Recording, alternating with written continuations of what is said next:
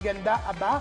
Nasa abroad? Oo, last week, Nasa Dubai bigla daw. lumipad papunta Sino Osaka, kasama? Japan. Hindi, eto, Osaka, Oo. Japan. He went to Osaka, Japan na mga Tuesday last week, no? Yes.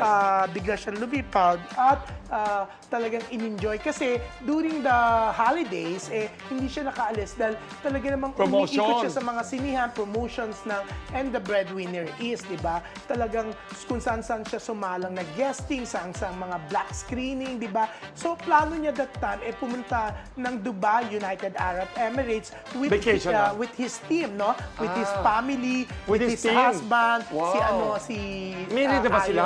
Sila ni Ayon, di ba? Oo, Ano ka pero ba naman, nagpakasal formally- sila sa Ay, oo, Las nabasa ko Vegas. sa'yo sa Abante. Oo. Oo. Pero anyways, yun nga, bigla-bigla, maraming nagulat. Bakit pumunta ng Osaka, Japan? Si Bakit? Vice Ganda? Bakit? Meron bang problema? Hindi po. Bigla lang nilang naisipan. Pero ilan lang sila doon. Pero ang maganda, days ago, they went to Dubai. ito na, Dubai, United Arab Emirates. Diba? Kasama pa pati si Mami Rose, yung nanay Wow. niya. Sila Ayon, yung team niya, mga kaibigan niya, diba? Ang bongga at ini-enjoy niya ang ilang araw niyang pag-stay sa Dubai. Saka ini-enjoy niya yung pagka-champion niya sa NNFF. Oo, Uy, syempre. customer din namin bumili.